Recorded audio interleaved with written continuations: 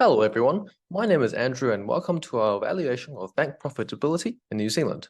Firstly, Nancy will address the Aussie bank excessive profits, then Kun will elaborate over the current regulations regarding these excessive profits.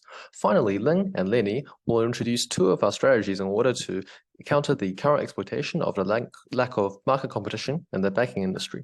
When disposing the financial metrics of the lending Australia banks, ANZ, BNZ, ASB, and Westpac against Kiwi banks in the New Zealand media, the narrative is mutual fact.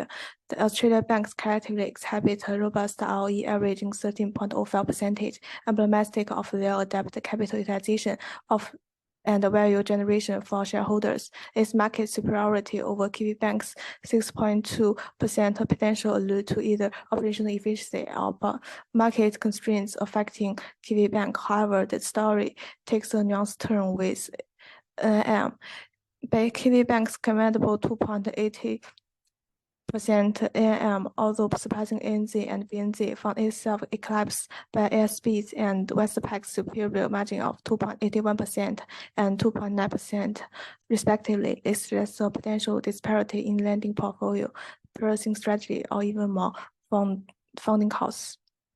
Thank you, Nancy. When we focus on New Zealand's application of Basel, some differences and unique challenges emerge when compared to its large neighbor, Australia and global economics. The Reserve Bank of New Zealand has championed capital requirements that exceeds even those stipulated by Basel III. Additionally, the backbone of the New Zealand economy is its robust agriculture sectors. Consequently, banks have its heightened exposed debate associated with farming and dairy operations. The RBNZ also showcase of proactive stance by utilizing the macroprudential tools to mitigate systematic risks.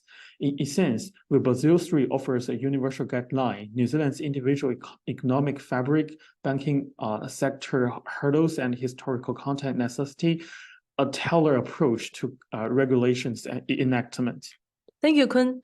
Drawing inspiration from historically proven financial acts, such as the Glass-Steagall Act in the US, we propose a twofold approach focusing on both structural aspiration and enhanced regulatory oversight. But structural aspiration, the pivotal is one side of the coin, the other is rigorous oversight. It's imperative for institutions like the RBNZ and FMA to regularly scrutinize the market share of bank. Lastly, New Zealand's bank sector needs a clear guideline concerning mergers and acquisitions.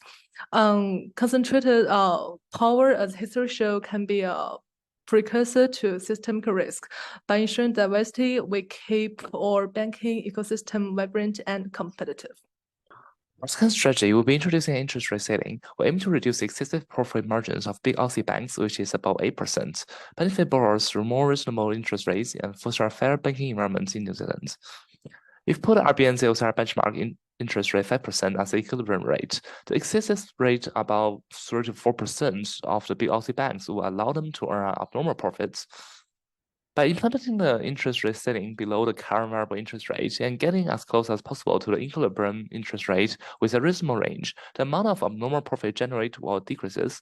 Aussie banks will experience a profit margin reduction, borrower surplus will increases. That is the end of our presentation. Thank you all for listening. We are now open for any questions.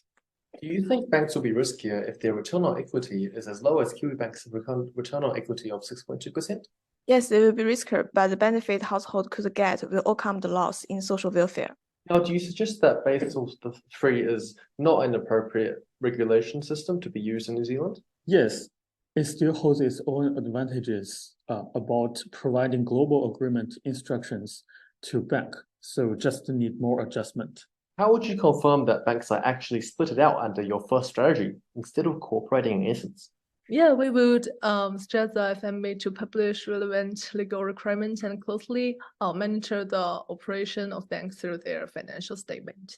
And why would you suggest that setting interest rate limitations will increase competition? Also, will limit the profit earned by banks, which means they have to do more diversification, enter more different markets, such as derivative markets, to earn more profit in total, so it's increasing the competition in every single market. That's all the questions. Thank you, team, for the wonderful presentation.